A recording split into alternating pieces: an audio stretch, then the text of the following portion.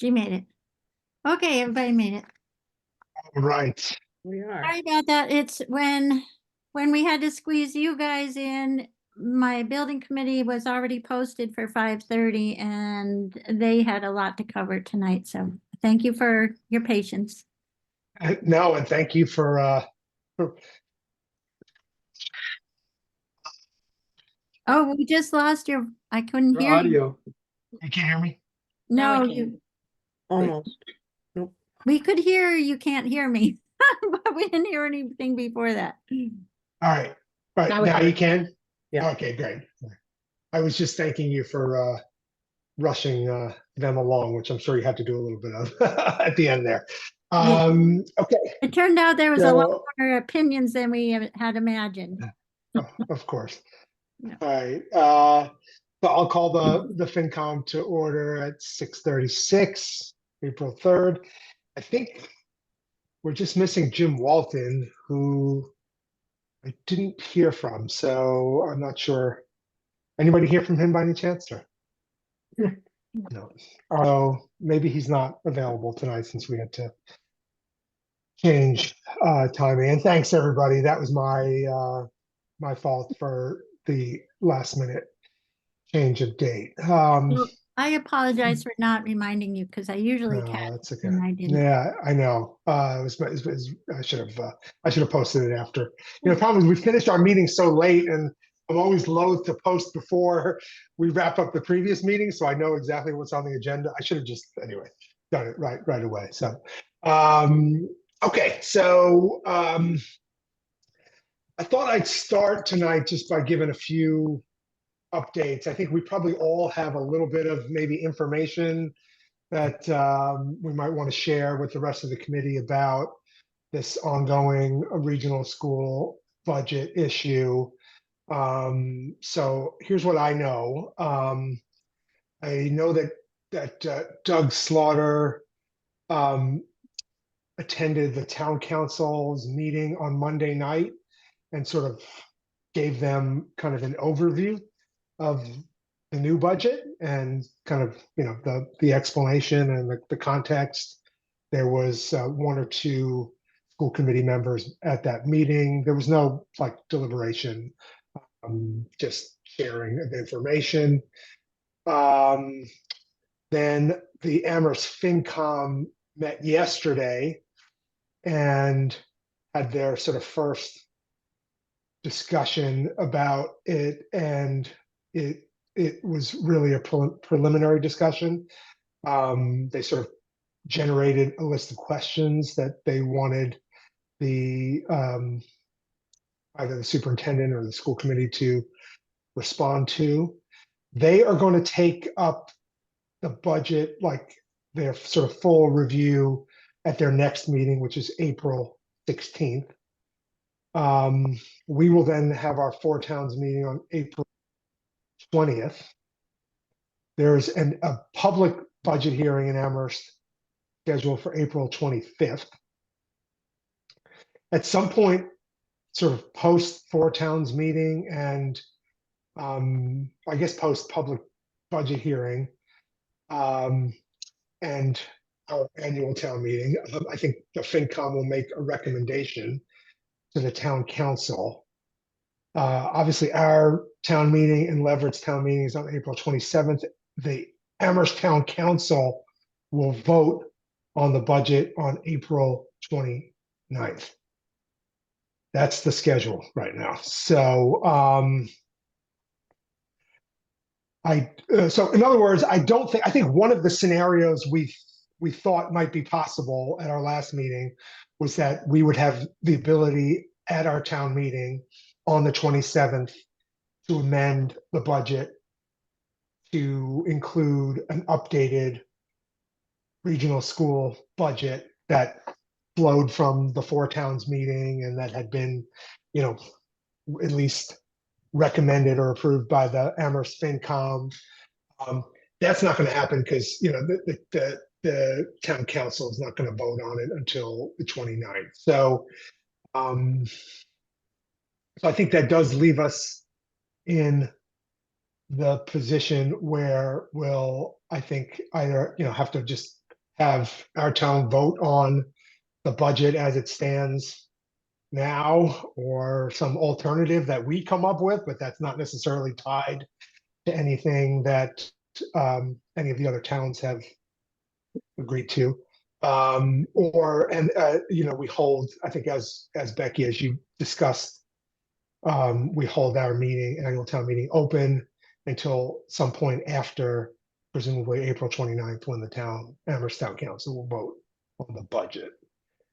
And then I guess May 10th, May 11th is when Pelham, they're the last to go. In retrospect, maybe it was a good good decision for Pelham to hold off until May. That's what I know in terms of schedule. I think the only other news I have, and this, I'm curious if any of you have spoken to anybody, any of your acquaintances in Leverett. I just, going from a reading off a Gazette article, which maybe some of you guys have read as well, it sounds like they're taking an interesting approach, which I thought maybe we should discuss, which is their select board has, I guess, agreed to bring a budget to their town meeting that includes the February regional school budget number. And then they're going to present a separate article at their town meeting that will seek to add, 64,000 and change to their regional assessment, which would bring that up to the amount needed for the new budget, or just would support the current approved budget. So that's kind of how they're dealing with it. And I think from that article, it sounded like their FinCom was ultimately split on whether to recommend approval or not.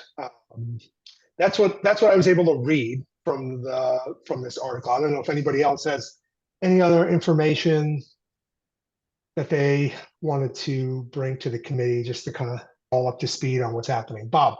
Yeah, I don't have any information, but just to try to be clear about the process. Yeah. My recollection is last time we met, Becky said we couldn't increase what we had advertised in the town for our budget in the town article, which contains the budget. So can we add another article? In other words, could we do what Leverett did at this stage of the game? Is that something that's possible under the constraints of the regulations and laws that we have to abide by? That's a question for me before we even consider this. Can we? Yeah, I'm interested in the answer to that too, Bob, because I think one of the appeals of that is that we could at least have an approved budget at town meeting for that pertains to all departments and aspects of our government other than the regional school budget.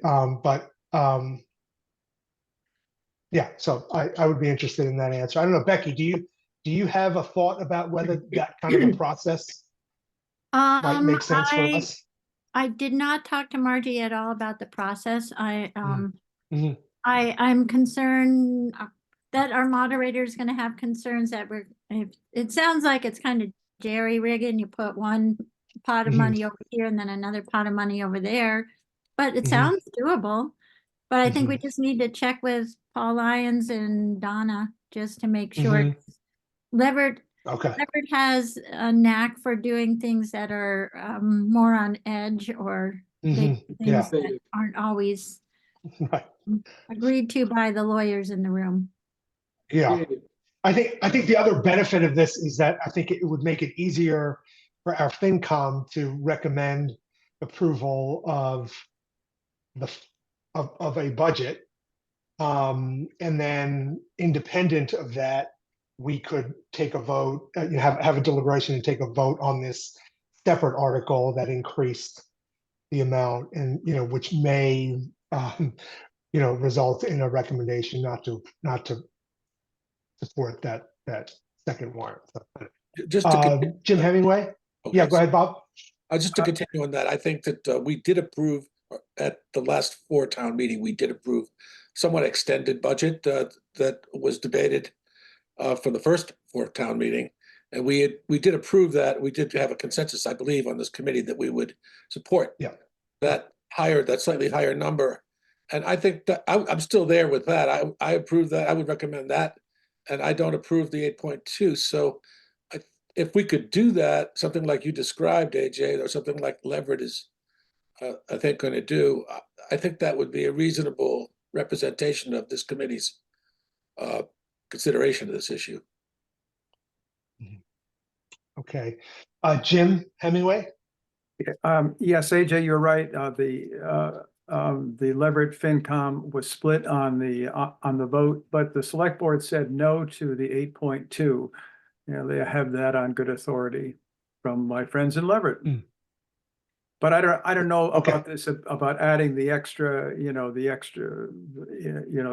64K article. That didn't come up in the discussion. Okay. Yeah, like I said, I just got that from the Gazette. George? So a couple things, but before Sport Town meeting is off the table, right?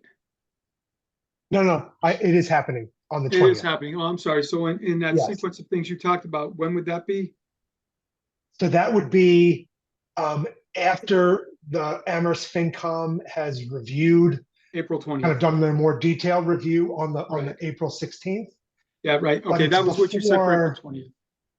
Right, exactly. But it's before the Amherst public hearing on the Right. budget. And before our town meeting. Okay. Yeah. I think right now, I got a couple of things. I'm not sure what the best thing to say. I'm just going to cut to the chase and say that I think the voters should decide, not us. I know we build a budget, we recommend a budget, but I think we should leave that line high for the regional school because they're in crisis mode. And I also believe that we're going to be in the same situation next year. And we as a town might be better off overfunding that account a little now. If we don't spend it and the region doesn't agree to a higher number, it goes into free cash. If we do, okay, we have the money aside and we help the region. And next year, when they come to us for another big increase, we would have already brought our level up a little. And so next year's big increase wouldn't be as big. So, when I think about long-term, what's going to improve the situation? We got $500,000 of federal money funding the regional budget this year. That's what, $40,000 of that is Shutesbury's. That's just going to come and hit us on top of everything else next year. So to some extent, I think we're better off leaving a large number in there. I'm not saying 8.2%, but leaving a large number in there. That way, whatever the region decides, we have it covered. We know we can't go up on any line items, but we know we can go down, presumably after the April 20 and then the April 25 meetings, we might have a solid number that syncs up with the other towns, and we make a motion to lower the regional school budget to our portion of whatever, the decision is. And so I see multiple benefits. One, we're helping out the region. We're protecting ourselves against future increases because they're coming. There's no way it's not going to happen in the subsequent years. And the voters get to decide. If the voters decide that they want to go with 2.7% and $39,000, then somebody can make that motion on town floor and we can debate it as a town and we can vote. And if we go there with a 2.7 increase built in the budget, and that's our recommendation, we cannot help the region in a very difficult situation. So that's the way I want to go. Now, one other thing, right now, I believe with the changes we made the other day, 47,550, I'll call it $50,000 of excess levy capacity is what we would have to use to meet the 8.2% increase. If we decided that our excess levy capacity shouldn't increase, make it zero, we take that 50,000 out of the 128 increase in the regional budget, and it becomes, let's call it 78,000. That comes out to a 5% increase year to year on the regional budget line. And I also think that's reasonable. So I'm just throwing all those concepts out. That's what I've been doing. Okay, sorry, George. There's 2 numbers I want to make sure I write down here. So you said if we if we reduce our use of excess levy capacity to zero, that is take those funds out of the regional school budget assessment line. What is that number? It's 50,000. I think it's 47,550. Becky's gonna have to check it and confirm it at is. some point. It is, Okay. George. Okay, yeah, so, 47,550. Okay, got it. yes, And that So- that would amount to approximately a 5% increase in our assessment over last year. right. If you take that out of the Okay. 58, you end up with, what did I say, 48, if, from 128. So Yeah, that's yeah. 80,000. That comes out to 5%. That's interesting. Okay, all right. Okay. George, was there anything else before I move on? No, I know, I Okay, do that to sorry. you all the time. No, sounds good. Susie. I guess I value the input of the possible approach that Leverett's using, but I think we can't discuss it until we get a legal opinion anymore. So we know Mhm. that could be an Yeah. option, but we don't have the legal backing. It's a little, I was trying to think if there's anything else that comes like that in the budget where it's outside the main budget, but it's really the main budget. And I do think people may feel a little bit snookered to have one budget and then this other item, but if Mhm. it's legal, we could consider it. And the other thing is I looked through our budget, and certainly some lines in our budget have gone up significantly by percentage, but they're small Mhm. items. The general government went up 1.04%. Protection of public property and safety went up 2.41%. Education went up 7.02%. Culture went up 5.56%. So when you compare it by percentages, it's because it's a little bit of a warped picture. But Mhm. what it does mean is that we are a town, we have multiple interests to support. And I was looking at the numbers and saying, if Shutesbury brought a 5% increase for the regional school budget, which George ended up coming to it from another direction, then that would be a significant amount for a third of our budget. But I think we could look at the other areas of our budget and still support them too. And somehow this should not end up to be cutting other departments to support one department. I think that would be a very divisive road to go down. And Mhm. when there was contract negotiations, I'm sure there was some discussion about how could this contract impact the budget, and did they view the consequences that some positions would get cut to support that contract? And so it's not like this came out of thin air. Mhm. And especially when you look at what the state's record for funding has been, there wasn't a funding stream for this. So here we are trying to balance all the departments. Maybe there will be some, if we go at 5%, I don't know how the formula would trick out for Amherst, Pelham and Leverett, because there's a formula involved here. But if we went for 5%, we would be supporting it as best we can. And there will be some positions cut. I'm upset about the administration being cut so much because they're taking so much heat. And Sasha Figueroa's gone. And Deb Westmoreland's doing her job. You can't beat them to you can't suck all the juice out of the administration and then expect them to still function. So I'm pretty concerned about it. My estimate for all these reasons is a 5% increase for Shutesbury. You mean for the regional For the regional line? Shutesbury's regional line. Where I haven't come up with an exact percent, but I do see that we may have some wiggle room to compromise. But I really, echoing Susie, I would like to use our formula because I think that we've worked so hard to create that.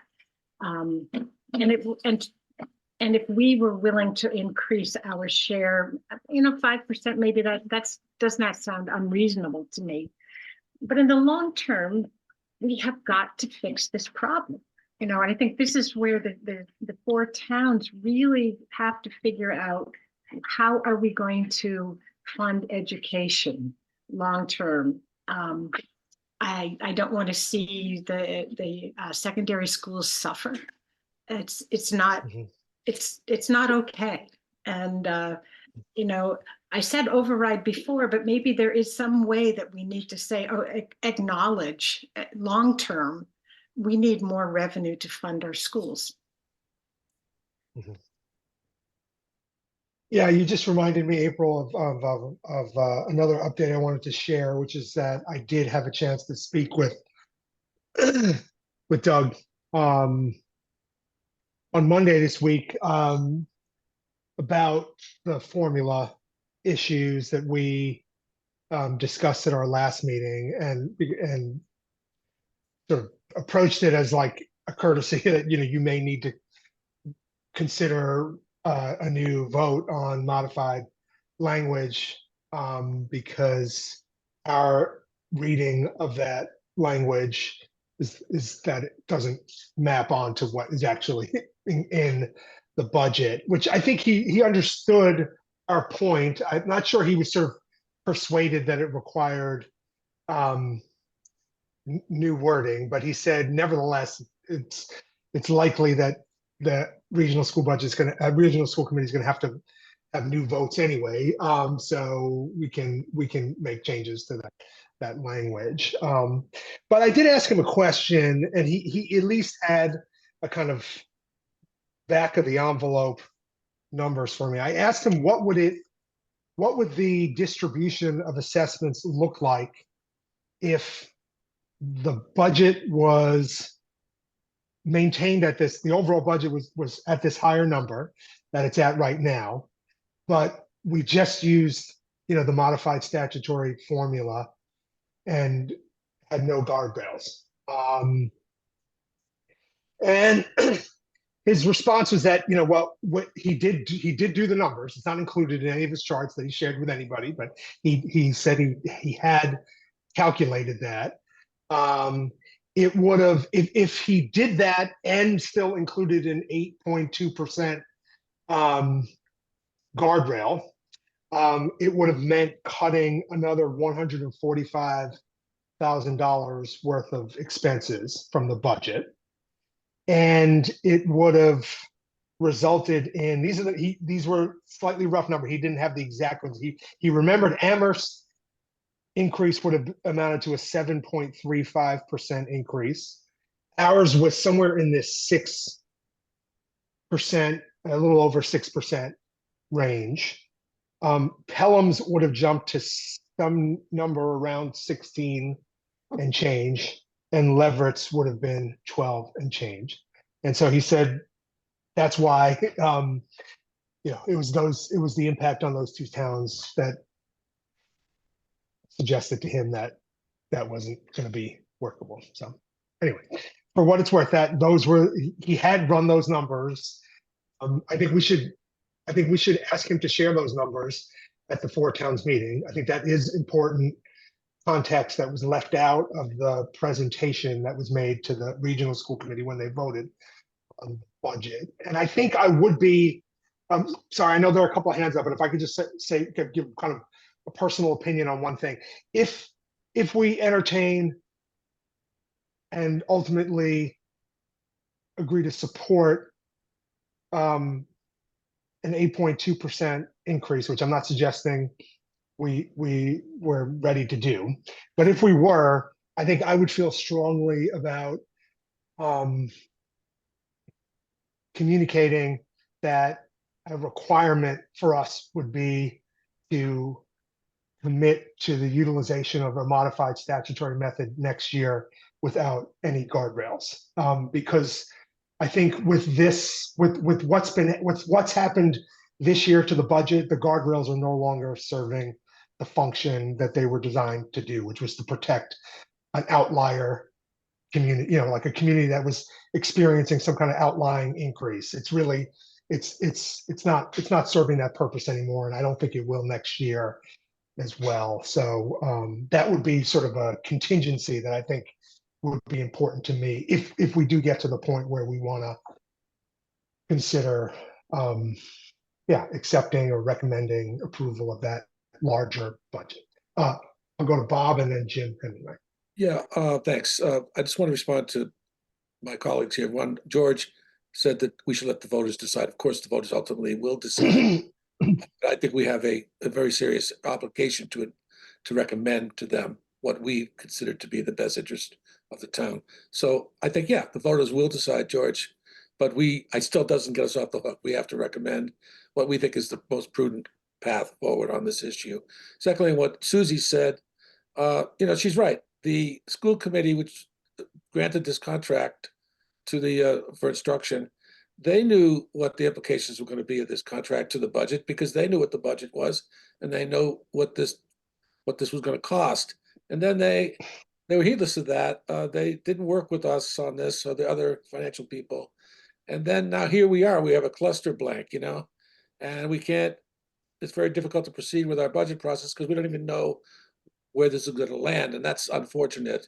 And just on back what April said, the whole issue of the statutory method, which we worked so hard to try to accomplish with our other towns, and I think we were successful. Now that's just been thrown to the side because things are so badly messed up right now. That's not something that I find easy to accept either. And as far as supporting education, yeah, that's the most important service really that the towns provide. It's unfortunate that it has to be funded with property taxes because it creates all kinds of problems. But that's where we're at. But we have a lot of things to balance, a lot of considerations to balance. And one of them is dealing with the school committee's behavior here, what they've done to all of us with the contract that they awarded, because you can't pay everybody. If Amherst is only given 3% a year and you give someone 6%, the math doesn't work. It just doesn't work long term. It's going to catch up with you, and that's what's happening now. So I'm not going to support the 8 point. I don't think there's any way I'm going to support the 8.2% as a recommendation from this committee. I think I'd be willing to listen and to hear what Amherst has to say, but I don't think it's fair to the taxpayers to have to foot the bill for that. And I know that education is going to pull a lot of people to our meeting. I won't be there, unfortunately, but I think that it'll be interesting to see what the public has to say about this, because they're ultimately the deciders here. Jim Hemingway. Yes, AJ, when you spoke to Doug, did he admit to the mistaken calculation that had been made concerning us, which was an issue that Becky raised and others agreed with at our last meeting? He didn't. I don't think he would describe it as a mistake, but I think he acknowledged that the wording does not explain the process, which was pretty complicated this time, of needing to create an assessment method that backed into an overall budget amount. So in other words, the budget process this year had a fundamental difference than it had in previous years, which was, like in previous years, they would start with a level services budget. They would determine what, towns were willing to support.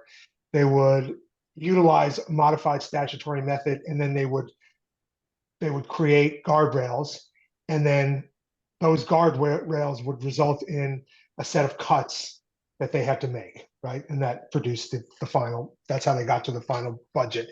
This time, they followed a fundamentally different process, which is they determined the amount of cuts that they were willing to absorb. That created a total budget number that they required, and then they backed into that number and used this guardrail as kind of a way to get there. And he acknowledged that the language in the assessment method doesn't describe that. I think the disagreement maybe that he and I had was that I'm not sure he was convinced that it was a substantial enough sort of misalignment in the between the language and the way the budget was constructed, that it would require rewording and, you know, revoting on that, a new motion. But he entertained, he was like, he was willing to entertain that and think about it a little more and get some opinion about Good. it. Susie. The other piece that looms large for me is the capital costs at the region. And there has been in the paper, you know, people also complaining about the middle school building and other projects that need to get tackled. And we can't, one thing the finance committee does is look at the whole and see the pieces that need to be addressed. And I don't really like the idea that the regional budget is going to be so stretched and we're going to need to increase funding to it and then walk into a capital plan that also has really important pieces. So I need that piece to be carried along in our discussion. There's capital costs that really need to be tackled. Becky, did you want to respond to that specific point? Or? I just want to, I did have a chance to talk with Andy Steinberg, and he called me back on Friday and we talked about, he was trying to get a sense when they would really have a chance, an opportunity to really strategize and have a conversation. It sounded like that wasn't going to happen till this coming Friday. And in my conversation with him, we talked, he said that their big problem is because of all the capital that they are committing to, they don't, you know, the only way they can address this problem with the school is with stabilization or free cash. He just said stabilization. So they're feeling like they're up against it, and that's why I wanted to just bring it up now, because Susie was concerned about capital, that she's not alone about being worried about that picture. And their concern is the fact that even if they were to use stabilization funds to put in 1.4 million, and they would just be punting, that they're, you know, that could start to lead them to a new crisis of, you know, not having, you know, a structural deficit with the regional school. So I don't think we've heard the end of their problem solving on this issue. You know, on that last point, Becky, I think there's a little bit of I think a slight disagreement between the superintendent and I think some members of the school committee, because, and you just reminded me of that when Doug presented to the town council on Monday, he was asked directly, is this a 1-year problem that needs solving, or are we going to be right back? Are we essentially resetting the budget at a kind of higher number that we're going to be dealing with year after year? And he was very honest and said, no, this is not a 1-year problem that needs to be solved. We are essentially adding to the base of the budget, and that will have repercussions for future years. That he was pretty direct about that. Okay. Then at the finance committee meeting last night, I heard a couple of school committee members sort of push back on that point a little bit and presented this idea, which I think I'm a little skeptical of, which is that they're not convinced that this is necessarily adding to the base, if you will, and that this step would be buying them a year's worth of time to do kind of comprehensive budget planning, both on the revenue and expense side, that frankly they haven't had a chance to do up to this point. And yeah, you know, I don't buy it. Yeah. You know, Andy's been doing this and working on whatever, he's bleeding every stone and rock they have, you know, he is. So I Yeah. think the school committee again is they're naive. They don't have a clue what they stepped into. Mhm. And they don't know the way out. Mhm. Good leadership. George, then Jim. So, Bob's comment earlier, I 100% agree with. This all falls on the state.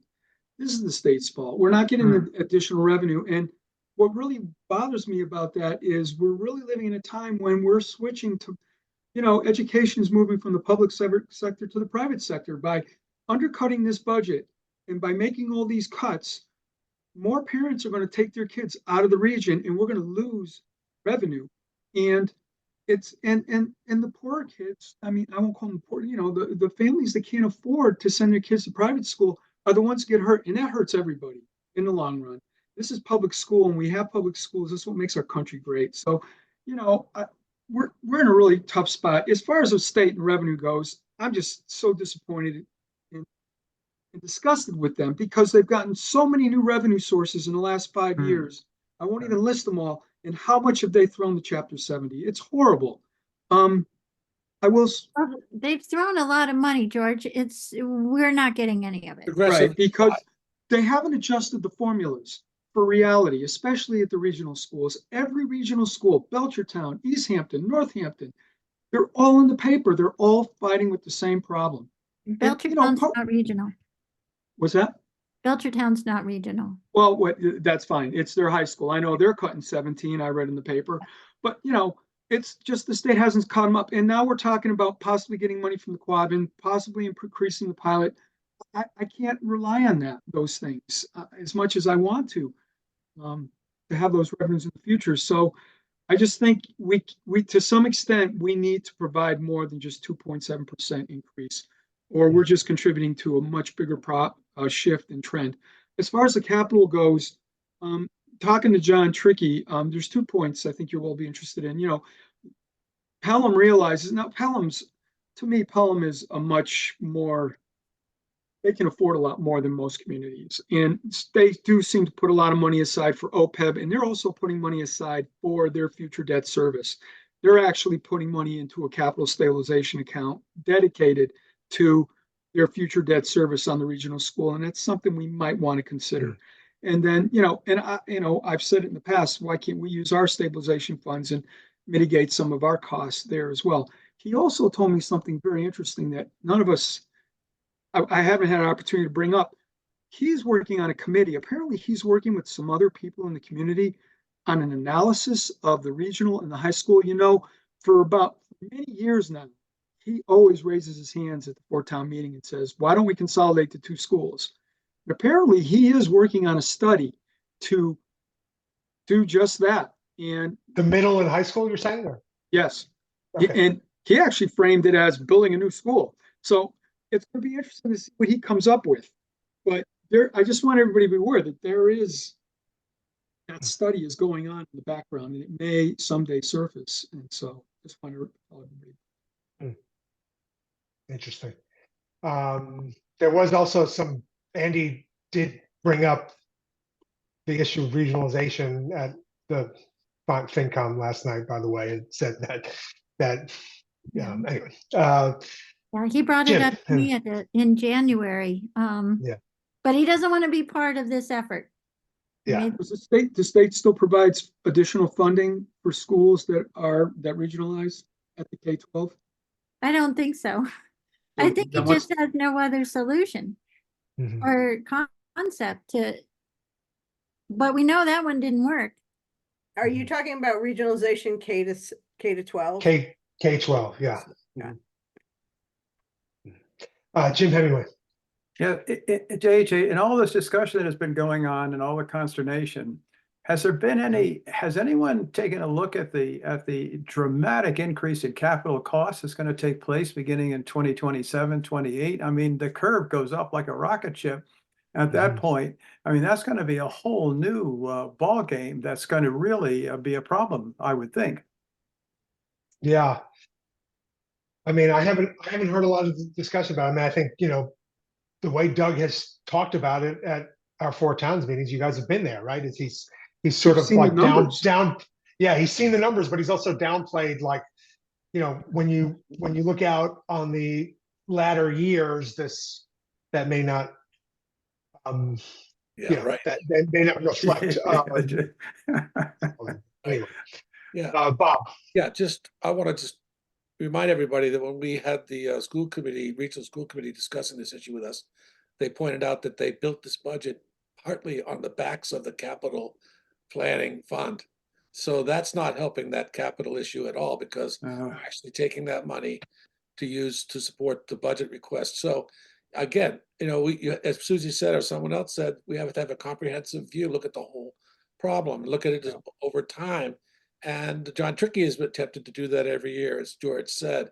And structural sizing or something has to be done, because as I've pointed out many times, the enrollment has gone down 20% in the last 10 years at the region. So, that's responsible for a lot of the decline in our Chapter 70 funding, because it's based on enrollment. And I went by Pelham today, and they have a big billboard, like one of those marquee things out front of their school saying, "Choice student slots available." I mean, this is kind of getting absurd. They have so many choice students there. They have to look at a way to get through the politics of it and do something different that's more efficient, more affordable for the town of Pelham.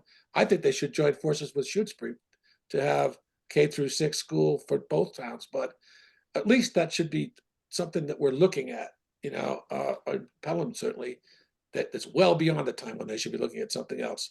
They were talking about getting into Amherst School District for a while, but now Amherst doesn't want them.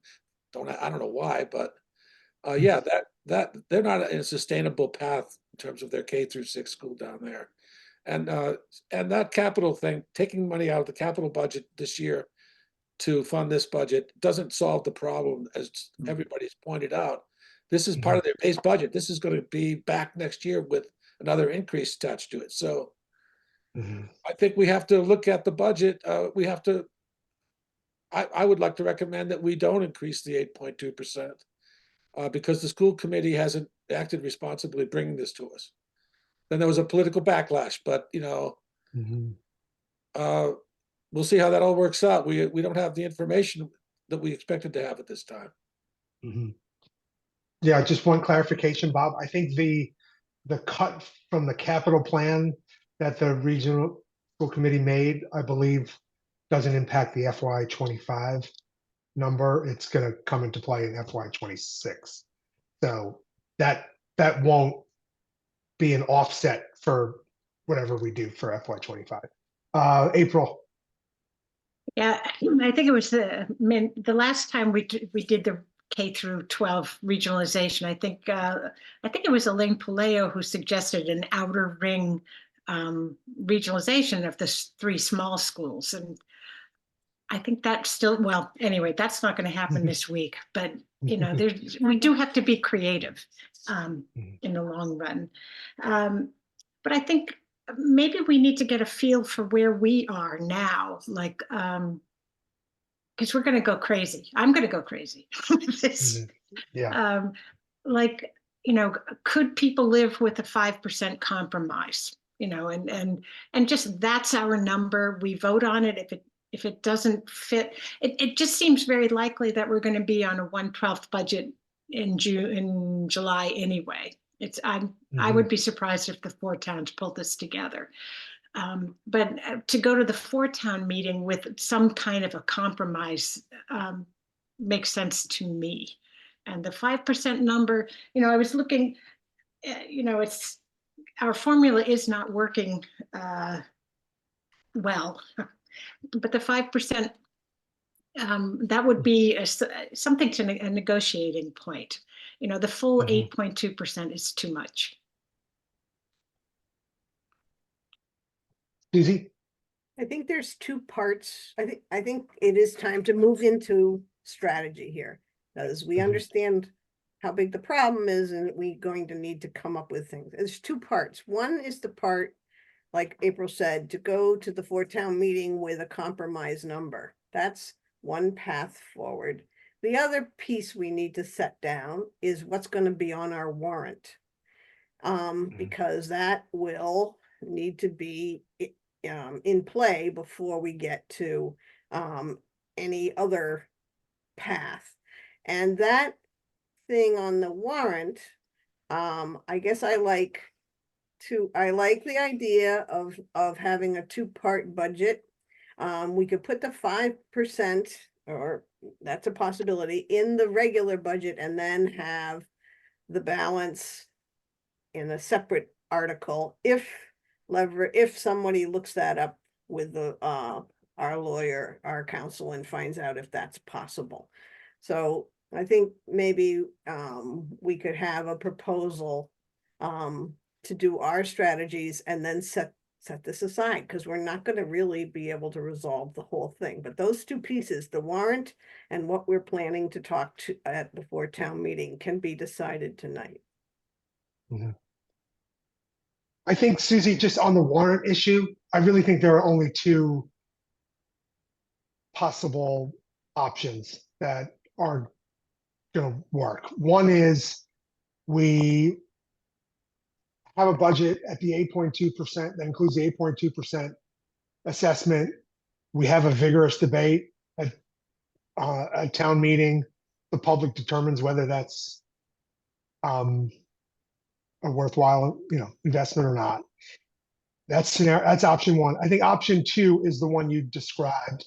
I don't think we can put in a budget at the old 2.8% number, or whatever that one was, because I think that's going to prevent us from doing any kind of amendment on the floor to a higher number, even that we may ultimately agree on coming out of a four towns meeting. And so I don't think that option would be one that we recommend, because I think that may bring us some problems. Except for George. if we do, the Leverett one did have the Yes. component. The That's the Leverett third option. So what I meant was the Leverett option. That was what I meant by sort of option two that could work, and option one being just a budget that is at the 8.2%. Okay. That includes the 8.2% assessment. Option three, which I'm saying I don't think we can do, is a warrant that includes a budget with that original 2.8% increase, or whatever the number was. George. Yeah, I don't necessarily like the option of another warrant article. I think we just need to go in with a high number that can be brought down. And I hear everybody, I'm okay with it not being 8.2%. The implications of us making it 5% means that the towns at the four-town meeting are to know how high Shutesbury can go with whatever choice they make. But I already, I know we got mixed messages about what Pelham did, but it sounds like Pelham rejected the 8.2. Leverett's considering it. So I think we should just go with 5%, make it 5%, and let it be known throughout the valley that Shutesbury is going to be presenting a budget to their town that is going to increase their line item by 5%. If at the four-town meeting, the number they come up with is less than that, then we can amend it on the floor. If it's higher, I don't know. So George, I'm not clear. Are you saying put 5% on the warrant? No, No. I'm saying present a Right. budget with a 5% increase on that line. And that'll be basically a 2.5 increase on our levy. It won't affect excess levy capacity, and in essence, not have an override.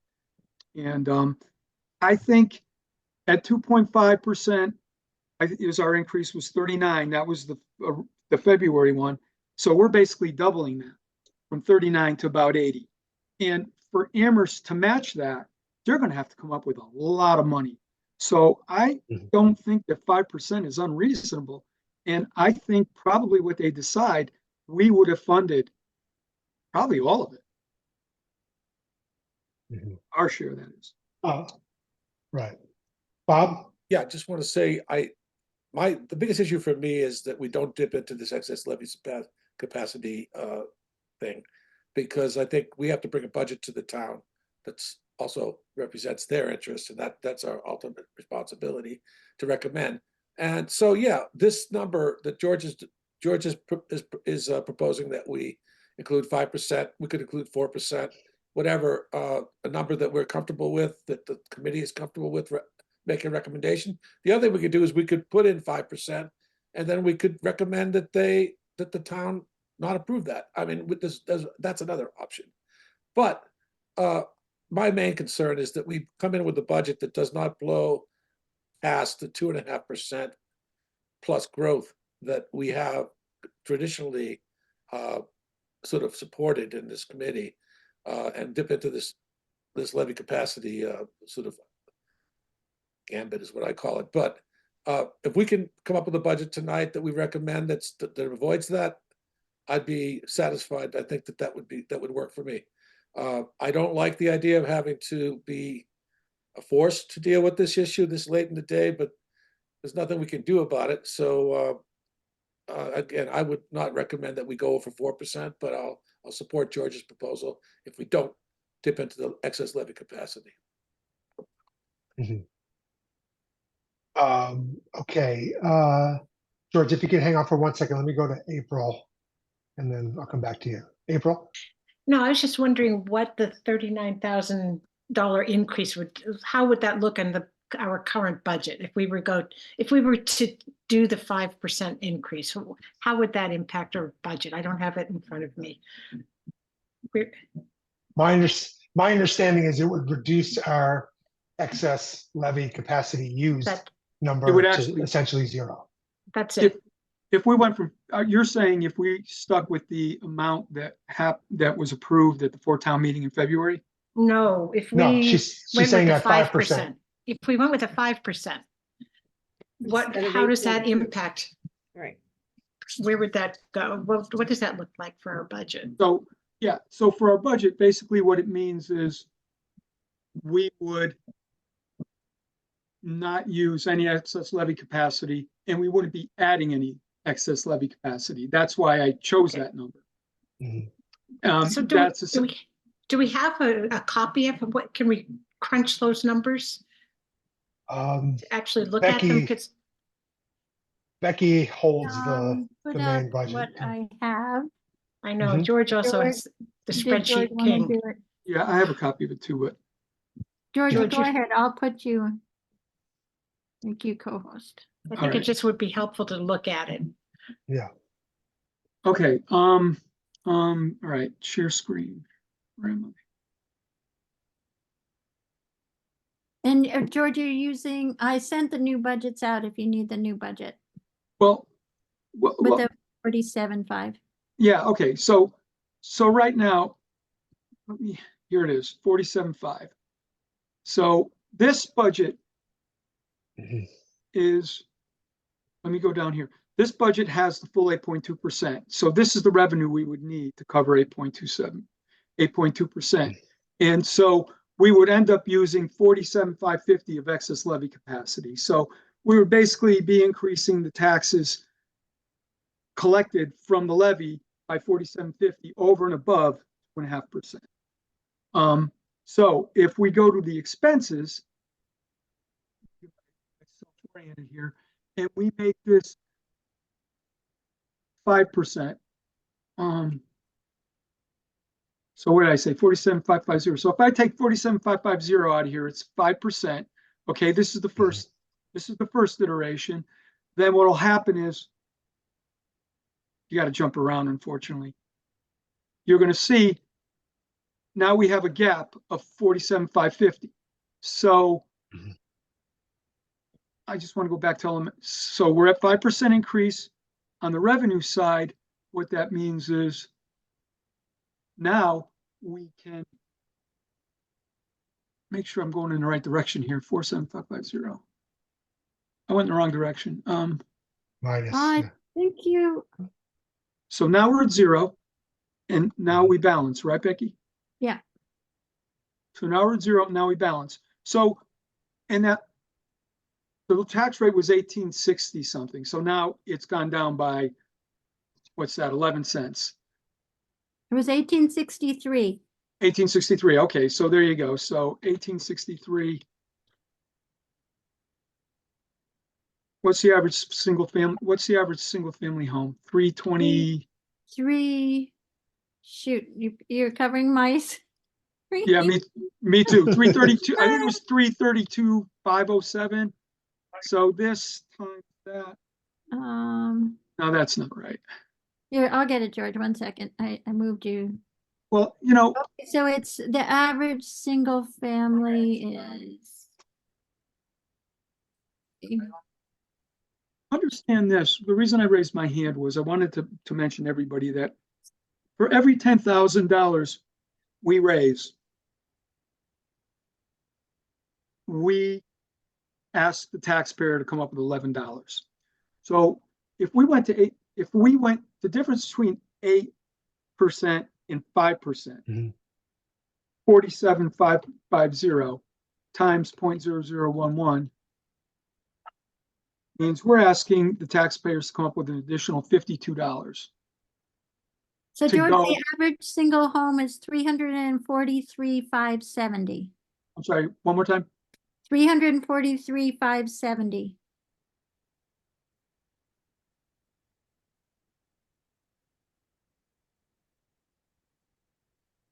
So I believe that at $18.25, that's where our 2.5% increase is. I'm sorry, say that again. At $18.25, I believe is our that's the 2.5% increase it. with dollars increasing $151.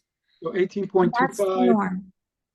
18.25, 18.49, and 18.63. So this is a school increase of 2.52.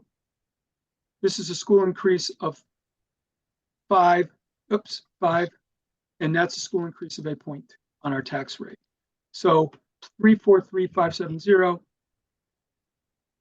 right, so let me think about what I would do here.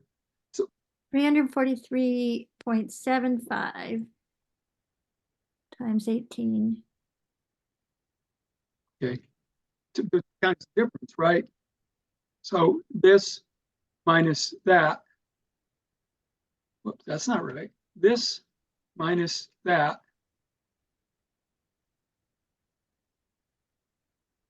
times that. Yeah. $82. And then this minus that. So, so if we go to 8.5, 8.2 versus 2.5% to 39,000, we're adding $130 above and beyond what we approved in February. If we go to 5%, we're increasing it by $82, basically $20 a quarter on people's tax bill, average single family. That's roughly what I think is going on here. I'm going to double check all these numbers later and report back if I was wrong. But Becky, I think what I did here was the right approach, right? Yeah, I think you're a bit off, but Yeah, no, remember this. that'll be this fine. is I all think rough. that the key is to get to the 2.5%. The first 2.5 wasn't. See that? No, I'm coming up with something totally different. I'm not gonna say anything. I think you're off. Because I had an increase. Maybe I should just show my screen. Yeah, maybe you should, because you know what? I agree with you. I think I'm wrong, because I don't know if this is the best method that we were doing, where we were taking the difference in the tax rate times the single family home, although it seems to make sense. Yeah, to find the incremental increase. There's another method I have, which Yeah, I can, there's a way to do it. It's just, I think then it's off from the first increment from the 17.81 to the 18.25. Oh, you didn't use the 17.1. That's why. Never mind. So I started with what people are paying this year for that average tax rate. Could you, Right. could you share your I'm screen, Becky? just Sure. to be clear, before she does, I'm just showing the difference between going with what we approve and how much we're adding by going to 5% or going to 8% relative to this. Right. So that's all I'm showing. Right. And it sounds like Becky was comparing these To last year. last year's tax Right. rate. Started at last year, but then I do the same thing, and that's why I was concerned because, and maybe the answer is the same. I think it is. Wait a second. 192 minus 151. Yeah, I get $41, George. Okay. Moving from the 18.25. See, I moved to 1837. Okay, so your concept, yeah, you're doing, it's good. Okay, thank you. Good. All right, yeah, so that's what we're dealing with, you know, that's how much we're adding to the average single family. And So we have let's- to weigh that against the impact. Let me ask you a question, George. Yes. Yeah, where Go do we, ahead, Bob. from last year's tax bill to the, to these other increments, what do we start with 2.5? Becky, you have that on you. So the average tax bill last year was $6,119 for a house, a $343,000 house.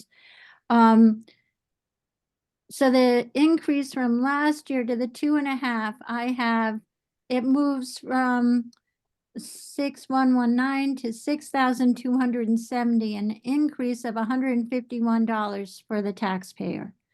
Then you add another $41 to get to where I was, well, to get to the number that was close to, you know, to balancing us. I think the problem is the highest number I have that agrees and covers the full amount of the 8.2 is an increase of $110 over the 2.5. Remember, these are all estimates and we're trying to be conservative on the revenue side. We always are. So all these numbers we're talking about are the high side. Right, but Well, I just want to make the point, George, that if we want to present a budget with these increments, we're going to be, the impact on the average taxpayer will be X, $400 or something total. So it's not an insignificant amount of money. No, it's not. And you know, last year we That's went if up, we go you know, if we do the To 8.2. go to the max, right?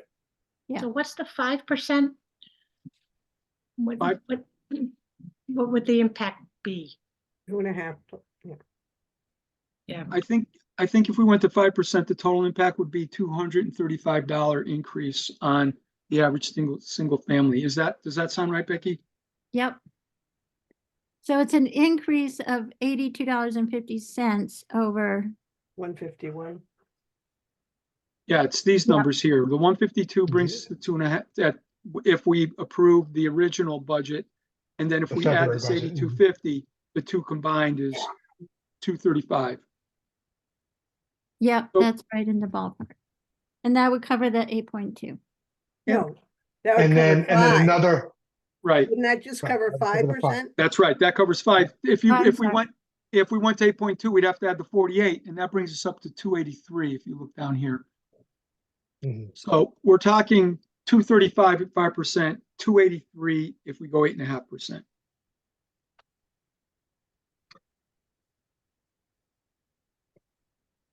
And, you know, last year we went up $36 from FY 23 to FY 24 on the average single tax bill.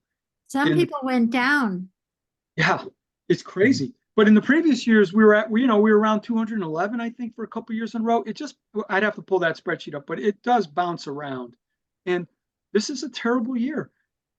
It's just a terrible year. And COVID has made a mess of the school budgets. You know, that's the one thing we haven't mentioned is we have all these new costs in schools that everybody argues are needed. And that's therapeutic support for, you know, the population. Anyways, yeah. I digress. And I think we should, whatever increase we ultimately agree to and the town votes on, we should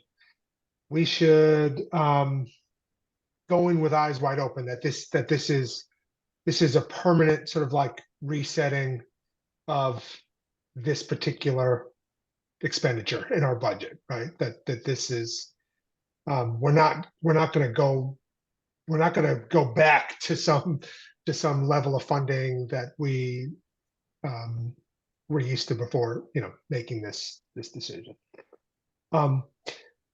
Just one, I just wanted to share, I don't know that we necessarily need to spend time on it. I was prepared to suggest a different scenario coming into tonight's meeting before this 5% one, which I do like and support.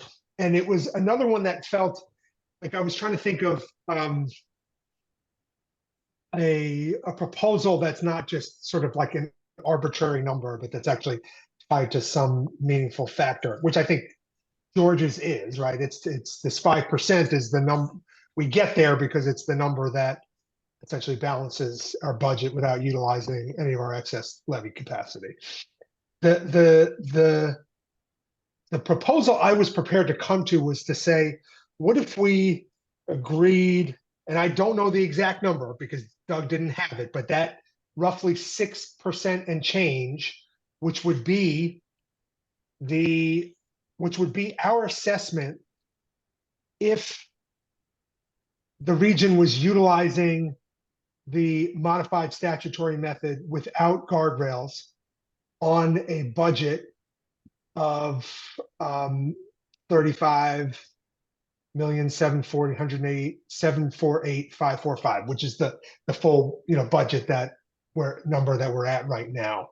So if we just apply the statutory method to modified statutory method to that number, our increase is, again, he didn't have the exact number, but it was like 6% and change. And so that was one scenario I was going to just kind of run by people that obviously is a higher number than the one we're entertaining right now. And it would require us to utilize some of our excess levy capacity, but obviously not as much as we would need to with the 8.2% increase. But it's not an arbitrary number. It sort of comes from somewhere. It's sort of, I think it kind of communicates to the other communities and to the region that we support the educational needs of students and we recognize that we have to do right by them. But it also reinforces our support for a fair assessment method, which is tied to this modified statutory method. And so I don't know if it's worth discussing, but that was the scenario I wanted to at least run by people. George, is your hand up? Oh, no, I'm sorry. No, that's I from was before. sharing, so I never got a chance to take it. Okay, no problem. Bob. I want to respond to what you just suggested as a possible. Yeah. I think that we have to push back against the school committee here. We're all talking about ways to make this all work, and they've done very little to accommodate all of our concerns. So I think we have to push back. To give them their budget request intact, I think is a mistake. We have to, I think George's proposal, something I could accept, but we have to expect them to move a little bit. And frankly, I think somebody pointed out that Amherst is not going to support this anyway, so it may be just a moot point, but I would like to see us push back against that request because, this is tough on the taxpayer. This is tough on a lot of other departments that have to accommodate themselves to this one department. I know it's an important department, nobody denies it, but I think we have to push back at least a little bit on that. And so that's what I would recommend. I wouldn't recommend just changing the assessment method and giving them the full request. I think that the assessment method is important. I don't want to see it put aside, but I think that we have to push back on the number too of what we're funding. Mm-hmm. The whole region, the 4 towns are funding. Okay, April. Yeah, I'm curious if we did do the assessment method, I can't remember how the guardrails work with that. If we did the old assessment method, what percent? Yeah. We can't. So here's what would happen if the budget, if Doug were to recalculate the budget at the same total amount that it's at right now, which is 35748,545, and that would result in Amherst increase being, what did I say? Lost my. 7.33. I know. I Yeah, wrote those, 7.3%. and Yeah, Pelham would be 7.3%. and Yeah, Pelham would be ours- 16. And, but Right. what are the guardrails that we had established?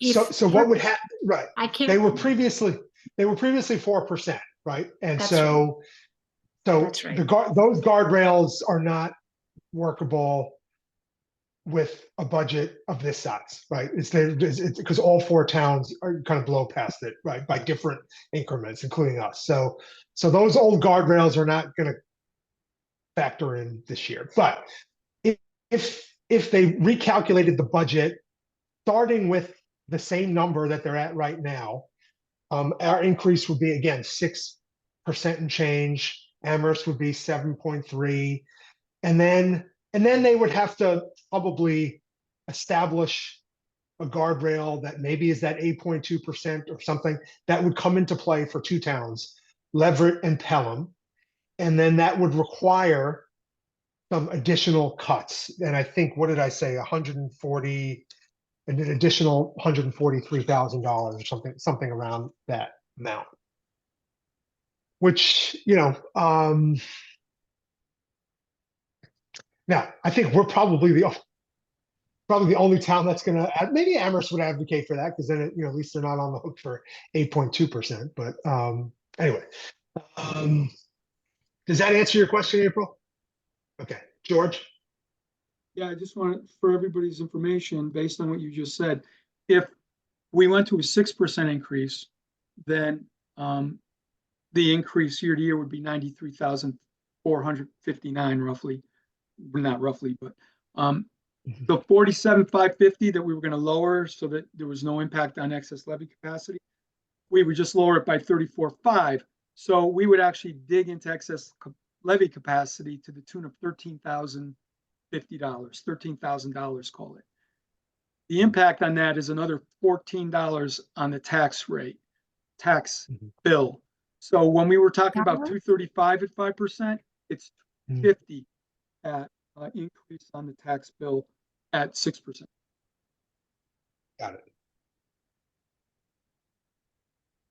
Could you say it again, George? You said 50 at 6%, and what's that, 5? 41? 235. 35. 235. Yeah. And I think you agreed with the 235 earlier. Yeah. And so if you take a factor of 1.1 on the additional 13,000, you're going to get another $14, $15. So I call it 250, rounded it to 250. Okay.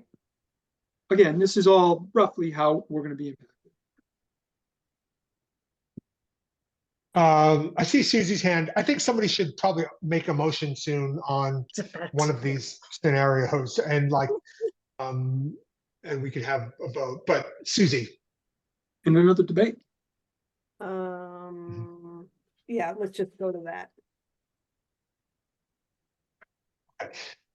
so I'm wondering if people have a preference between one of these two scenarios I think is on the floor, which is 5 versus 6. I know they're not that far apart from each other, but it's in some ways there's kind of a symbolic difference also, right? Which is they're sort of tied to different different factors. One about our excess levy capacity, and the other one about the assessment method. George. Well, I like your idea because it's based on, a working of the assessment method. It's, but I think both ideas are based on something. I think I am going to want to go to a higher number because we can always lower at town meeting, and it gives us flexibility and the region flexibility. I think the situation is dire and more money is needed. And I think we're going to get hit next year, and it's going to decrease the increase by what we put in this year. So I would prefer to go with the 6%. And that just gives us the flexibility in the region. April. I'd like to, we worked so hard to come to agreement on an assessment method that I would like to propose that. I think that gives us a stronger ground to stand on. And we certainly can amend down on town meeting floor. But I think it gives us a better bargaining position with the other towns. You know, we could then talk about a different kind of guardrail, that the guardrail becomes 6%, and it sort of puts it back on the school Mhm. to, you know, figure out another budget and not ignoring the long term. I think that the four towns have got to send a strong message to our state government about funding. And I think pilot projects, the pilot with the university and Amherst College, those are also need to be looked at more thoroughly. And I'm getting a cramp in my leg. It must mean something. But anyway, Too much exercise today. no, not too much. Okay, Bob? Enough. Yeah, I just want to say to George's comment about let's move towards the increase, which is inevitable and what's going to come anyway. So let's get moving that direction. If we increase the base, then that's only going to be increased in the future as a base. So it's kind of a folly to say that, because in fact, we're just going to kind of accelerate the process of increasing it. We have to look at this long term. As you said earlier, George, this is a long-term problem. It has to be addressed comprehensively with all the needs and expenses that we have in our town. But I don't see us going up 6%. I think, like I said earlier, I would support 5% as a compromise. That's a significant amount more than what we had agreed was reasonable earlier this year. I would go with that somewhat reluctantly, but I would. But I also want to remind everybody that we don't know what Amherst is going to do yet. So, and that's going to have a big impact on what happens to the budget. So I think that it's unlikely that Amherst is going to support 5%, but maybe, who knows, politics We're being gonna what find they a are. way. So Well, Amherst College was I would one of prefer to go with the 5%, and I would vote in favor of that if we had a vote on it now. Susie? I think that if we went with a 6%, we would have covered our sense of the formula. If Amherst, whatever Amherst does is not going to be known ahead of time. And so at least we will have covered our position, and whatever else happens will, like people have said, will probably come in lower.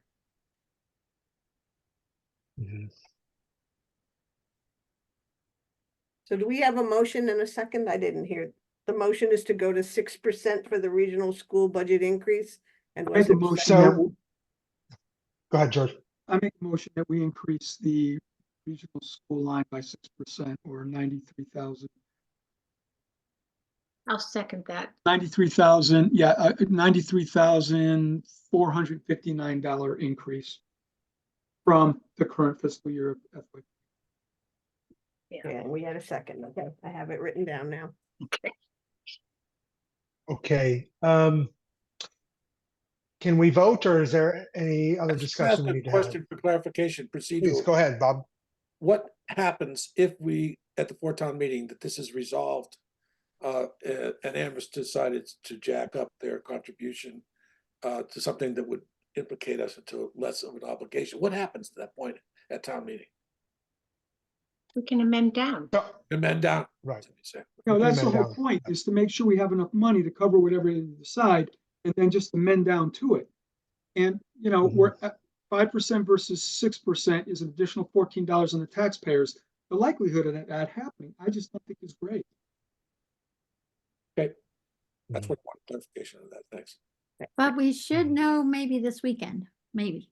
Great. Well, I'll be interested to find out what happens down there. But I think we will know on April 27th, and we'll be in a good position with a higher number to be able to support the region and go along with what everybody else did, knowing the long-term implications that we're facing. And if we I mean, don't if we don't get what we want, we will block the sun for a few minutes Yeah. on Monday. Yeah. Put on your glasses. That's a good plan.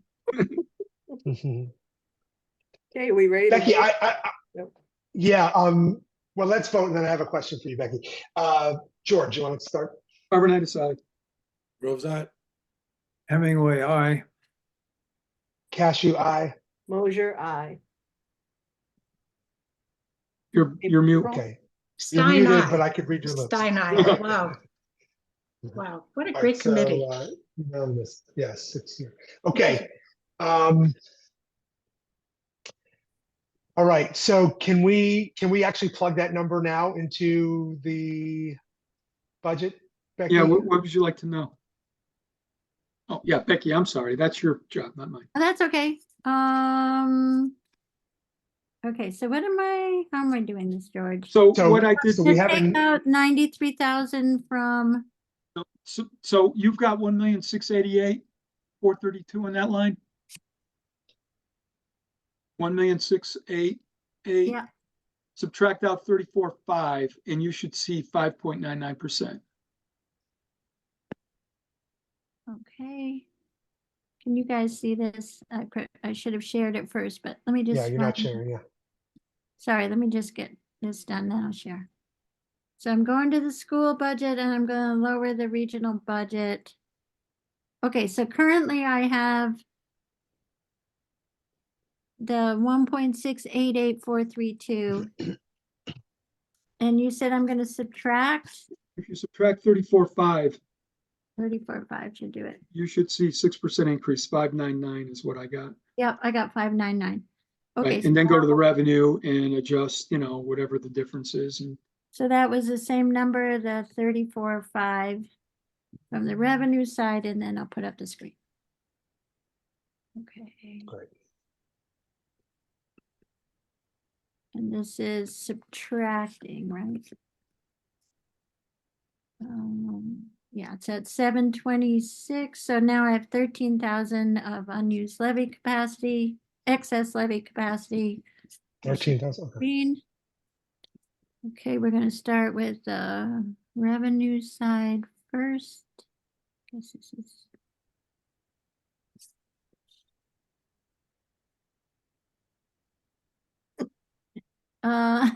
What did I share?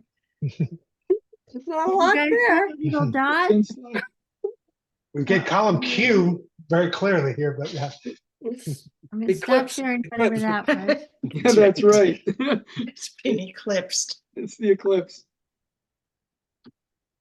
Oh my Looks gosh. like we're gonna have decent weather for it. I'm going to Vermont. I'm going to the Adirondacks. Okay, so here's our, Could be can you funny. see this, guys? Yep. Yes, The whole thing? Okay. yep. So what you're seeing here is this is the excess levy capacity line. It's now, it's now lower than last year.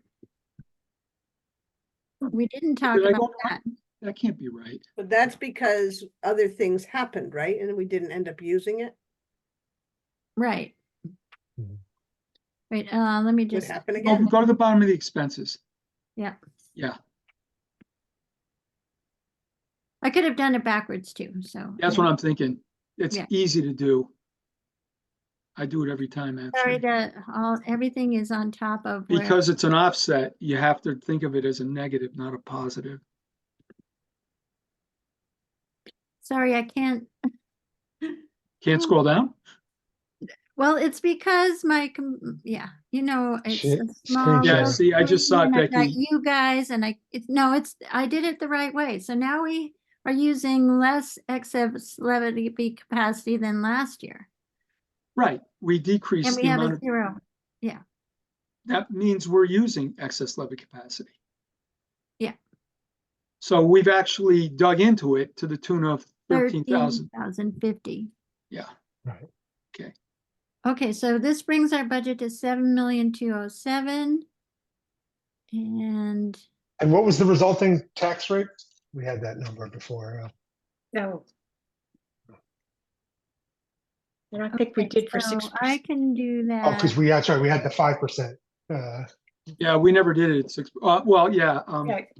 But it's, Okay, I can do it. Equals. I think it's 1849. 709, 742 divided by the 33 million, 310 million, 310 million, I didn't just see it, 8, 13,050. 497. 1840. 18.4, okay. Hold on one second. 13, Yeah, 1840.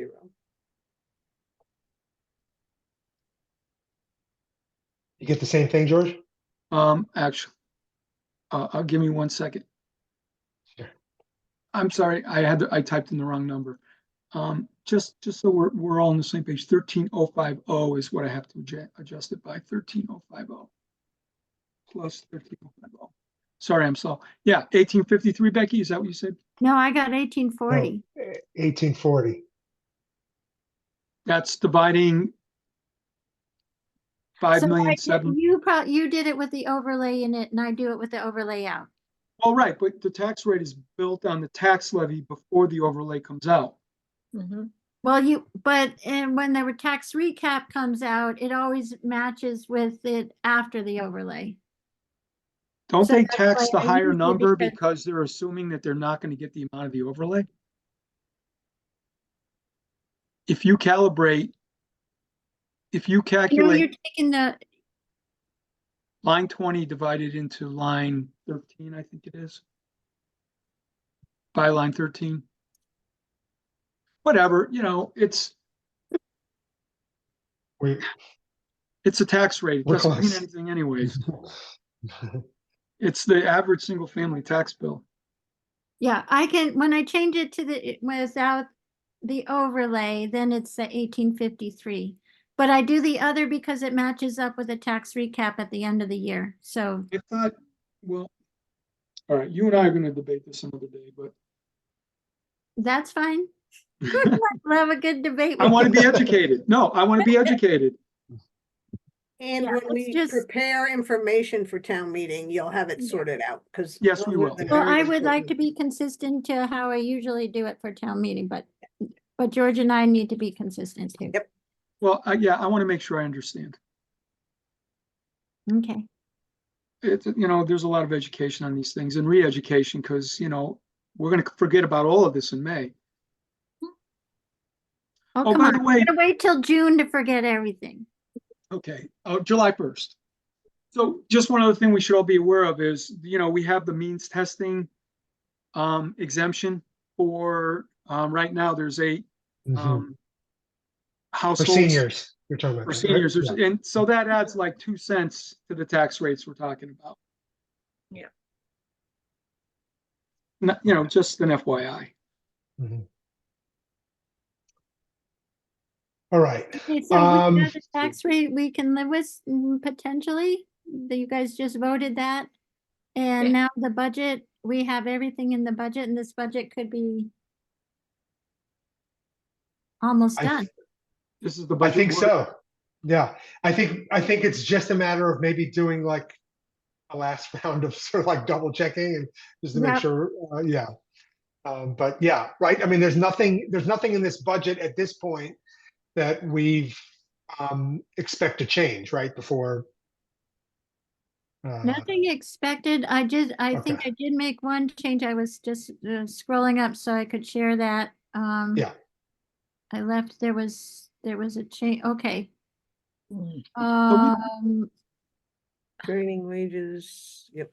Yeah, the training wages, that's the vote you guys took at your last meeting to Last move meeting, yeah. it to 27,000. Mhm. And then the alignment of the treasurer's salary added a little bit. And I I think it made was like a $1,000 adjustment to the assessors, I think it was. So there were a couple other changes.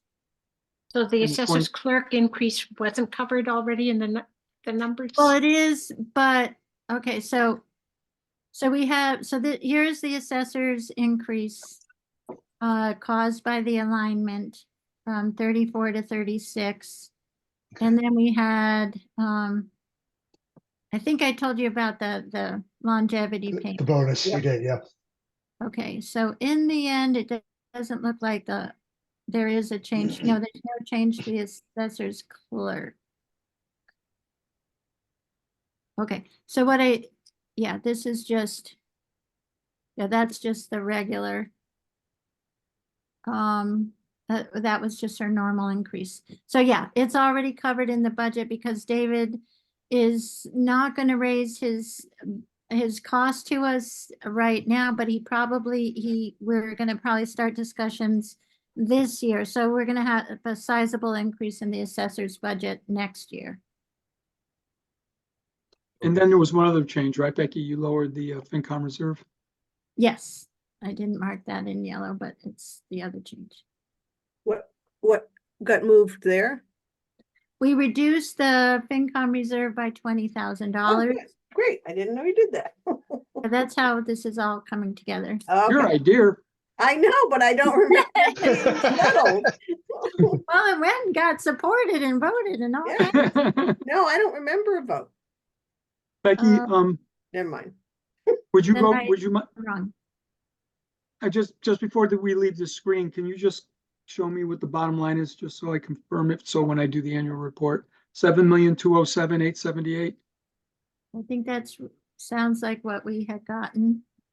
Let me get this to work.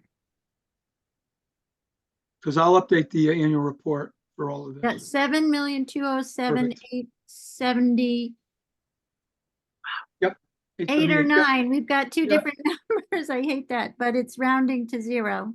It's an 8, and that's what I have. So I got the same thing, so I can finish the annual report. It's a simple change in the annual report, so I can have it done tomorrow. And AJ, I don't know what you want me to do with it. Share it with everyone, or do you want to look at Yeah. it? Becky, you want to review it first? No, I think you should share with everybody. Okay, I'll Just don't update talk it, about send it. it to everybody. And please, everybody, look at it, challenge it, Mhm. ask yourself questions, tie it back to the budget. I'm not offended if you find me making mistakes. I want to make sure this thing has been vetted before it gets to the, to the town. And think about, I added one risk, and I'll be real quick, AJ. I added one risk, Yeah, which please. was the gas contamination at the fire station. And pretty much everything else is boilerplate. It's just changing all the numbers to be the current numbers for FY25. Wow, Great. this is awesome. Thanks for doing that, George. That's great. Mm. You're All welcome. right. So, Can I ask Becky a question? oh yeah, please go ahead, Bob. See your Yeah, hand. Becky, I'm not really up to speed on what's going on with the assessors line. I know that we had Kevin leave this story and, you and Leslie were pitching in and then David came along. So where are we at on that position? David had moved from 5 hours a month to 5 hours a week. Yeah, And we are going into, he has given the signal that things are going well. And we're moving into the second full year with that arrangement. We've just communicated with Roy Bishop that he'll continue doing the 504 utility revals and some valuation updates, and David will handle everything else under his current stipend, whereas Leslie is putting in more hours. She's currently working an average closer to 20 hours a week,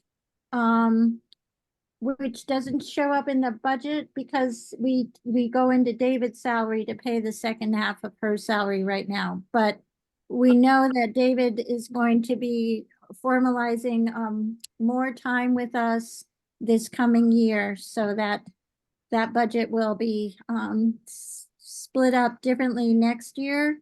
But we have a very good team. Leslie and David work very well together. We got all our exemptions processed, all the chapter 61's done, and they're working now on new growth and things are going well. yeah, I'm very impressed by them, but I'm just curious about why the budget doesn't reflect reality here and when, it seems like it should. We don't have it. We don't have Kevin anymore. We don't have somebody in that position anymore. We have Leslie working more hours. We have an arrangement with David, which has not been formalized yet, I guess, from what you say. Well, we know it's changing. It's going to be changing because he still has his second job, and that could have changed at any time during the year from what he told me. So I kept it. That's why I'm not making those adjustments at this point, because they could change during the year, because his agreement, I believe, isn't fiscal year, but it's on the calendar year. Right, so they, we've been going along with the crew that we have, which has been performing well. Why is since we don't have an administrative assessor, why is it? We do have an administrative assessor. David Burgess is our administrative assessor now. Right. And how many hours is he working compared to what we had hired Kevin to do? He is working now 20 hours a month and Kevin was working 20 hours a week. Right. So why is the number of dollars going up then? I'm sorry, could you say that So again? why is the budget increasing if this I arrangement? did not increase the budget. That's an adjustment for COLA for her salary. So her actual wages are about $8,000 higher, $6,000 or $8,000 higher. So that is not showing up in the budget either because we are using David's to balance the budget at this point. I guess I'm confused on this issue. I don't get what you're saying, but I do get what you're saying, but I don't see how it's reflected in our budget document. That's all. Okay, I hear what you're saying. Okay. So I know we've got a backlog of minutes that we have to review that I would like to get to tonight. Is there any other business that we need to discuss for tonight besides minutes? Anybody have anything? Okay. Then let's do that. And we'll start with March 6th, right? The revised minutes Yeah, from March 6th. Okay. And I think, Susie, I'm trying to remember, you were gonna just speak with Gail, I think, to, yep, we went over Um, it and I incorporated her Okay, notes great. and our understanding. okay, so everybody should have received a little while back, a document that is titled Revised Draft March 6th. That's got some changes that were based on Susie's discussion with Gail Huntress about the broadband budget. Any questions about that, or can we just move on to a vote to approve those? Okay, George, All right, I say,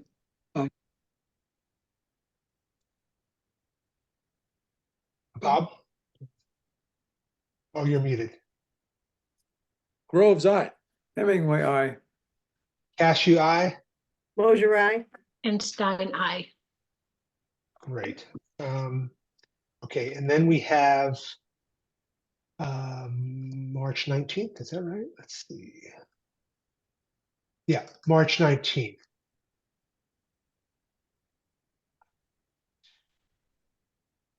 So I don't think we've discussed these at all, right?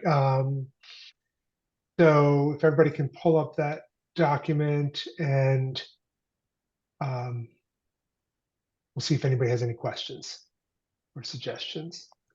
I I want to didn't make a have any general myself. comment if I might to Susie. Please go, Bob. Yeah, Susie, you have Becky, who's our colleague here and town administrator, listed as a ex officio member of the finance committee. I don't think that's right. She's not. We don't have town employees on the finance committee. That's just the way it's set up. She's a member of the executive.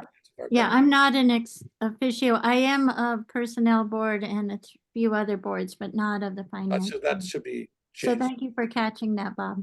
Okay. So that's been what I've always had. So what's it supposed to for say? about 5 years. Yes, Becky. I certainly did that, yeah. As town administrator, Okay, We're a little slow on the uptake. so doesn't ex officio mean has no voting rights? It means she's a member of the committee, but does not have voting rights. But ex officio means out of her office, I mean literally in Latin. So it means that out of her office, she would be a member of this committee. So that doesn't reflect the way it works. Okay, yeah. so 'cause is there some- anything? Mhm. Yeah, some statutorily or by the bylaws require me to be on the committee. Yeah, And right. those are as an ex officio, but that the finance committee bylaw does not include any mention of the town administrator. So is there anything in the minutes that's supposed to reflect you don't vote? I don't vote. I didn't say you I'm don't wasting count. my time, Lord. I didn't say you don't count. I just said you don't vote. No, that's right. I'm not counted. Non-voting member? No, I'm not a member. I'm the Okay, sub. just cross out those words and go on. Okay, I got it. Maybe just add her to the attending line, She's- like where we Okay. have, Usually what I would say when I was keeping minutes was guest. Becky Torres was always there. Okay, She participates. Okay. in that the works. future. Okay, we got it. Oh, Any and other comments about March 19th? I figured out the name of one of the women. It was Amy Kalman, so I'll fix that. And nobody else will be in red. Okay, Yeah, who I read in the paper today is a teacher at one of the schools. union, she's connected to the union. Okay, The union steward. All right. I don't think so, but I don't know. Well, she was also listed, she was listed in the paper as a teacher. I forget which program, but Okay, so I got that name fixed and I think all the other ones were okay. And So any I'll other move So I don't minutes? see it. as moved, as amended. I'll second. I'll second. Okay, George, Overnight I Groves, aye. Hemingway, I. Cashew, aye. Mosier, aye. And Stein, aye. Okay, and then last set of minutes are March 27th. I guess we can make the same change with Becky's listing. Yeah, And I had a change under C, regional school budget discussion. C. Yep, go ahead, George. Yep. At the very end, it says at this point, it seems there are 3 possible paths. None of this mentions using a high increase that can be amended on town floor. We had talked about that, but that wasn't in here as an option. And adjourning the town meeting and reconvening without, I'm not sure what the right word is, without closing it and reconvening at a later date was not mentioned either, Susie. And so I know, Susie, I wrote a paragraph to cover those things and sent it to you. But basically what I was going to recommend to the committee was that the committee noted and will also consider the benefits of using a high increase that can be lowered at town meeting. Law doesn't allow for an increase on town floor, and adjourning the town meeting without closing it and reconvening at a date when the final budget is determined and can be approved. Again, I'm just noting that we discussed this, not that we decided to do that. Okay, I think those are good changes, yeah. And then furthermore, down in D, under, there's some bullet items. I think it's under 2D, gravel road maintenance. I think should be 12, not apostrophe. And then and Exclamation. then, yeah, even at my age, with my eyes. And then E, we looked at our ending cash reserve balances, free cash 11.5, capitalization, stabilization 7.1. I think we need to insert the words, we looked at our ending cash reserve balances as a percentage of the operating budget of. So in other words, defining what those percentages are. okay. So, yeah, I can put that in. And then I didn't understand what you wanted with D. I have gravel road maintenance, 12K will come out of capital stabilization for this year. You're sure that's Our- apostrophe? The 12 is an Our exclamation. Do what? Yeah, The one is an our- apostrophe. Exclamation point. if you look closely at it, it looks like. Oh, it's an yeah, okay. apostrophe. exclamation, not apostrophe. Mhm. Huh, I Yeah, don't right. think it is. I think my. Well, printing- it is on mine. Okay. Yeah, I'll on fix the that. version I'll we make got. sure it says 12K. That's all I have. All right. Any other suggestions or questions? Okay. I'll make a motion to approve the minutes from March 27th as amended. Second. All Overnight right, aside. George, Groves, Overnight aye. aside. Hemingway, I. Cashew, aye. Mosier, aye. Stein, aye.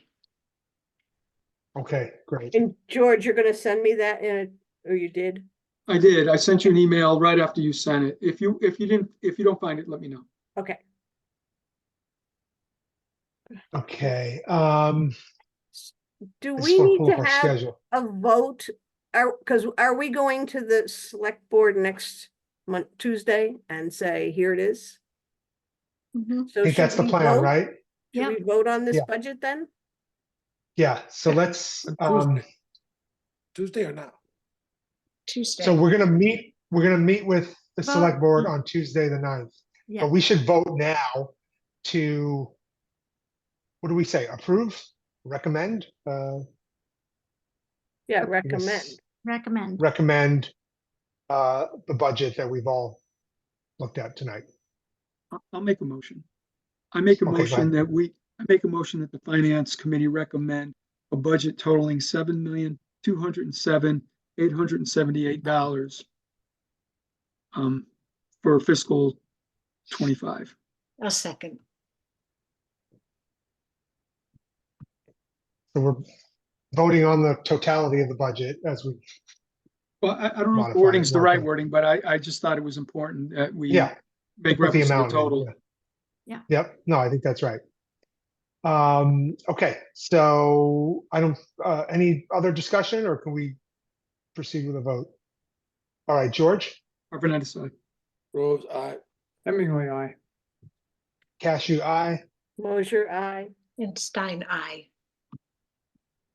Great. So a lot of unanimous votes tonight, guys. I love this I don't know, what's- Drugs. spirit of consensus here. Yeah. No, this is a great committee. We certainly do our All right, so- analysis. Yeah. Okay, so we are meeting with the select board on Tuesday, April 9th. Becky, what time? And because I'm not sure where in the meeting you're gonna. Okay, so it's a hybrid meeting. The Mhm. select board will be downstairs at of the town hall if the finance committee wants to join there. Or you can join on Zoom as if you would care to, but I'm inviting you to come in person. It might be a nice change for everyone. Did you say 6:30?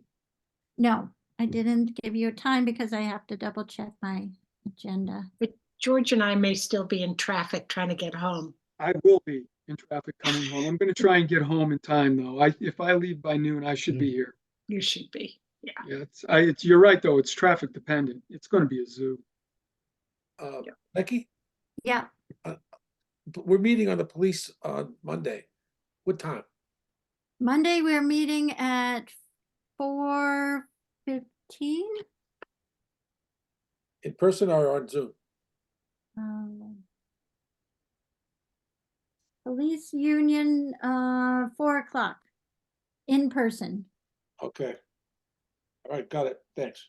Okay, and the budget and the warrant are gonna be reviewed at 6:05. Okay. All right, so a little Gonna be earlier. the All right. final version, and I don't see why the FinCom couldn't vote on the budget at the same time as, and not the The budget. warrant, yeah. warrant. Warrant articles. That'd be You great. Yeah, Could be ready to vote on the How many warrant. are there, Becky? I'm sorry, How many warrant articles are we looking at this year? 31. Whoa, But they're not all fiscal, so we don't have to do them all. No, Right. understood. I'm just trying to get a sense of what town meeting's gonna Yeah. be like. Yeah, there's 3 petitions. And then there's 4 zoning article, I mean, there's 2 planning board zoning articles and 2 general bylaws, including the accelerated stretch code that I have to add to the warrant in full so that people will have fair warning. So if you, yeah, I'll get the warrant out to you tomorrow so you guys can start looking through it ahead of okay. Tuesday's meeting. Perfect. And Becky, hopefully- you had all the information about proposed funding sources for those capital projects that we George voted forwarded on? me, yeah, great, yeah. good. So And they're I- all free cash except for the gravel road, yeah. yeah. And the Okay. gravel road is gravel road Capital, is Cap Capital stabilization. Capital stabilization. cap stabilization, yeah. And then, yeah, the school is, we're gonna use the earmark plus some And free cash, yeah. I have news. We can kill the, what did it come in at? We came in at $100,000 for the school, trim Painting? and painting job. Oh, good. So this article that will be coming off the warrant, and we can put that money, we can remove that as soon as it becomes official. So, All right, so we don't need any free cash for the painting, the school, elementary school painting and facade repairs, right? I believe that's the case, yes. yeah, Because you so- said you, Everything's settling, so let me go back to the numbers, but that's Okay. my understanding, and that money won't need to come out of free cash. So- Yay. well, yeah, I just want to be careful then. So on the report, the annual report, I've got right now $12,000 decrease in free cash. If you can confirm for me tomorrow, then I will remove that and increase our estimate of free cash by $12,000. Because that is a No, part of the it- annual report. No, not 12. What? It was like it's not the gravel road. It's the It's not $25,860 Oh, even better. for You're the right. elementary. I was Yeah. looking at the wrong Painting, yeah. line. Good. Yeah, Becky, if you can confirm that, and I'll send you, and AJ, I'll send you both the capital report, and you can just confirm for me with an email, Yeah. please, that that's right. And then that's what I'll Yeah. put in the annual report, so then I can get the annual Great. report out to everybody. George, let me say that will happen. The final confirmations on all the crazy bids we got has to go out. But I think at the end of the day, with the vote that you guys waited for the building committee to make, you can remove the 25. Okay, I'll do that then. All right, perfect. Great. Love it. Let's hope the library bid comes in 22% under estimate too. Yeah. Vermont, Yeah, we're Yeah. gonna find out soon, aren't we? About a month away? yeah. Yeah, they're getting ready to go out to bid. So, Okay. so can I make a motion to adjourn this meeting? Yes, I'll There's a second. game on. Okay. I'll second that. So As long as we still George, have you wanna vote? power. Have a nice day. Groves, aye. Anyway, aye. Cashew, aye. Mosier, aye. And Stein, aye, and hopefully we won't lose power tonight. Yeah. Yeah, no it snowed kidding. when the sun went down. Yeah, So what are they predicting for accumulation? 3 or 5 4 or 6 inches. They're Eight. all over Right, the tomorrow. They're all over the place. They Yeah. have been for the I last know where week. as long as we're not on a hill, as long as you don't live on a hill, you're fine. Oh, right. I don't see any snow out the window. If you don't live on a hill, you get a tornado. All right, good night. Good everybody. night, everybody. All See right, ya. see you on Tuesday. Good night. Thank you. Good night, Jim.